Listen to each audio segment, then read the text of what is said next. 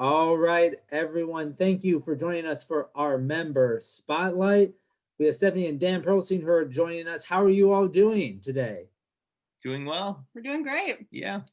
Great, great. So this is a segment where we check in with members of ours, see how they've been doing over this crazy, uncertain time, and also allow everybody to learn maybe a little bit more about members in the community. So why don't you guys tell me a little bit about what you do, who you are, and then also how long you've been a member of Temple of Aaron.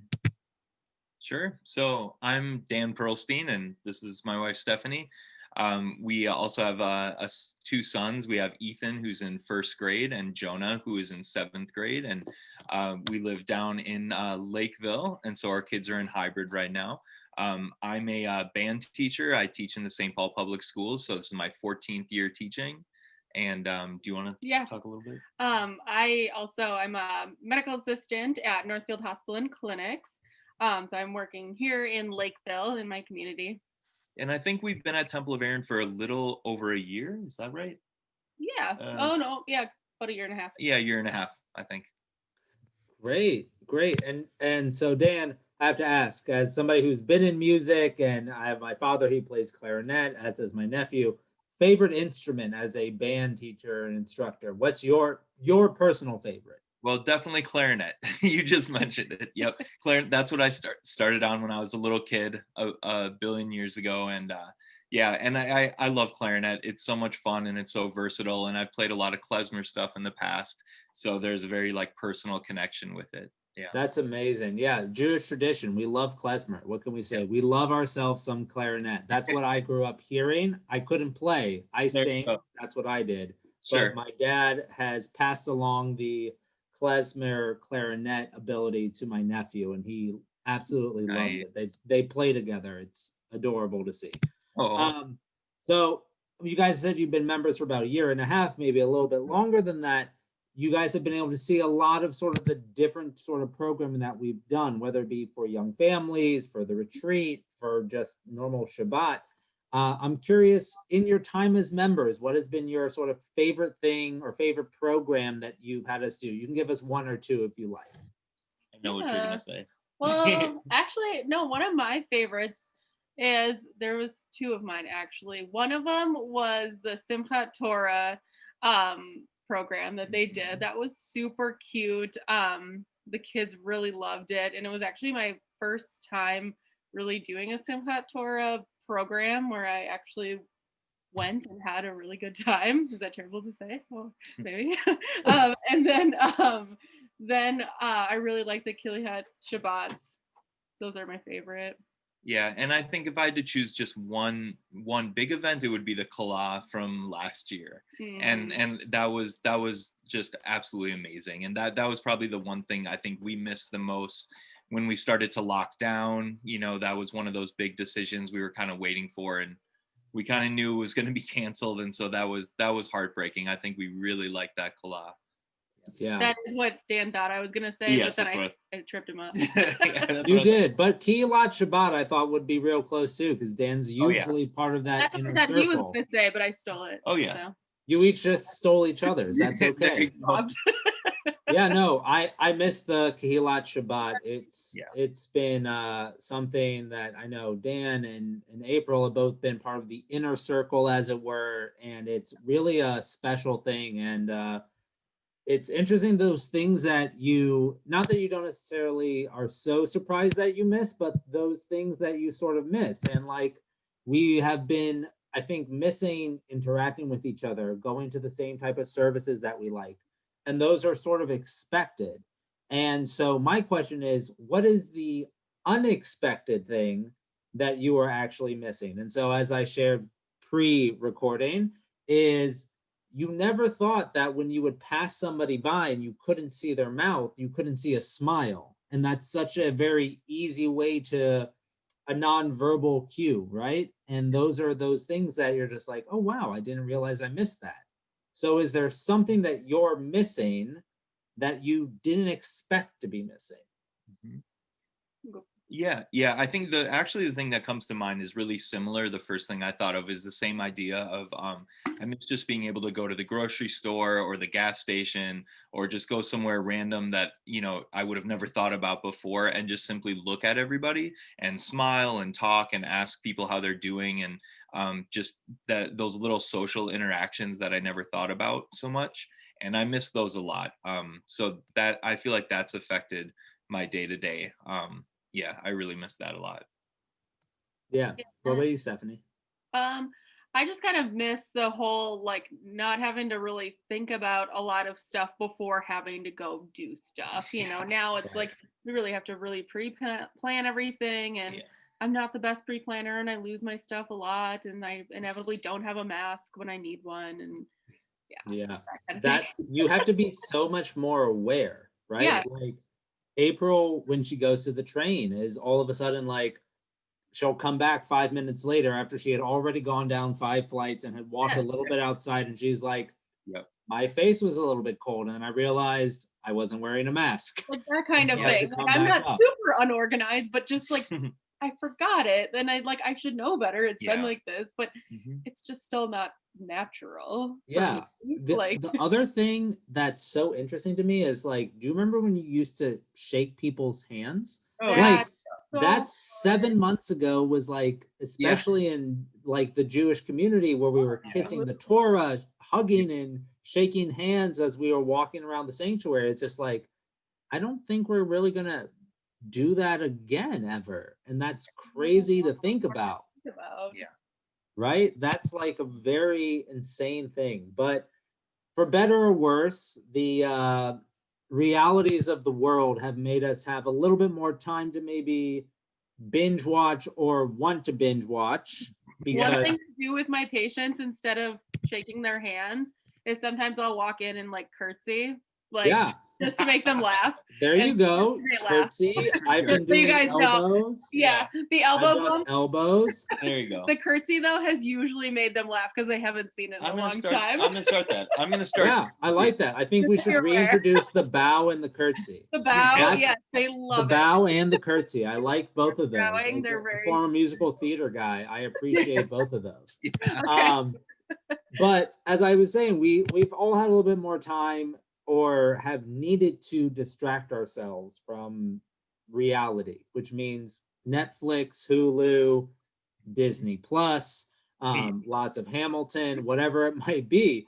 And so I'm curious, what is the best or worst or craziest thing that you have binge watched, or maybe a throwback? Like I found myself watching stuff that's 14 to 15 years old, but I kind of remember it from when it was there originally. So my example is Las Vegas, which was a TV show about all of Las Vegas and security and all of that. So what is something maybe that you've tapped into? April's watched a lot of Little House on the Prairie again. So what has it been for you all? Well, I mean, I've watched every Office episode like 650,000 times now. So that's sort of my like comfort zone. I just put on The Office all the time. Although lately I've been watching a lot of like suspense and horror stuff. And I think that's kind of part of the reason, because it really draws me in, and it really kind of gets my mind out of my day-to-day grind. And so I have been watching that The Haunting of Bly Manor, or that I think has been great. And also the Enola and the Sherlock Holmes ones, nice. Benedict Cumberbatch, those have been great. So those are amazing. I watched those a lot when I moved to LA, the Benedict Cumberbatch ones. Yeah, they're clever. They're great. So I'm super embarrassing and don't really watch TV at all, but I have totally got sucked into TikTok. Yeah, that's true. And I spent all of my hours on TikTok only. That's amazing. Hey, everybody listen, my most embarrassing one is that I swore to myself the first month and a half, 2 months, I was not going to watch Tiger King. I'm not going to watch Tiger King. I'm not going to watch Tiger King. And then about 8 weeks in, I was like, well, let me just like watch one episode. And then I was down the rabbit hole. So that's what TikTok is. TikTok is the giant rabbit hole that you just And then I started making TikToks of my rabbits. Because that's amazing. See, then you took it to a whole new level. And like that sexual rabbit hole was just like full on. Right? Yeah, that's not embarrassing at all. No, You took it to a new skill set, which we'll get to skill sets in 2 questions, but TikTok will be one of your skill sets. But also, hello, my man. Good to see you. One of the other things, though, is that we're also buying a lot more, right? Like, because we have to shop online. So we bought an air fryer. We bought random things that, like, for a home gym. I'm curious, what's sort of the best or craziest thing you all have bought, you think? So, best, craziest things we've bought. Besides bunnies. Besides bunnies. Well, we decided, mostly me, that I really just hated the carpet upstairs. So we decided to rip out all of, I said it was like we, but mostly me. So we ripped out all the carpet upstairs and redid the entire living room in that luxury vinyl plank flooring. And bought all of that. I had done the flooring in the basement, so it's all the same, but we did buy all of that and got it all here. Nice. Kind of one of those things online, and that was a lot of work. Just pulled the trigger, like put it all on, bought it, got it here, and did it. Nice. Dan, what about you? Any impulse buys or wacky buys? I've been looking at a whole bunch of vacuum cleaners. I still haven't bought one, but I've been looking at them for the past 3 months. Yeah. No, not really.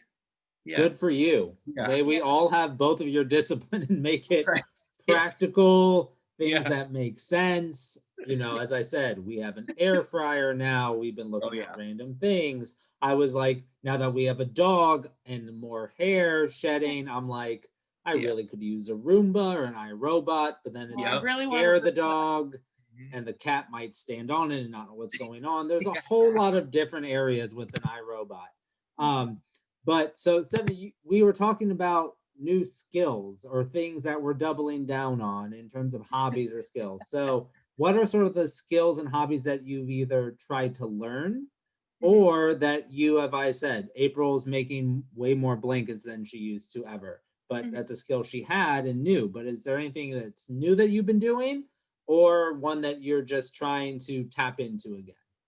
Yeah, so I mean, definitely the flooring upstairs was a definite skill set that I kind of had. Like I'd done the floor downstairs, but this was a new project beyond all projects because I'm doing the stairs, which still need to be finished. Ooh, stairs. Those are tough. They're a little bit, the little construction aspect of it, they're a little bit different. They're shorter.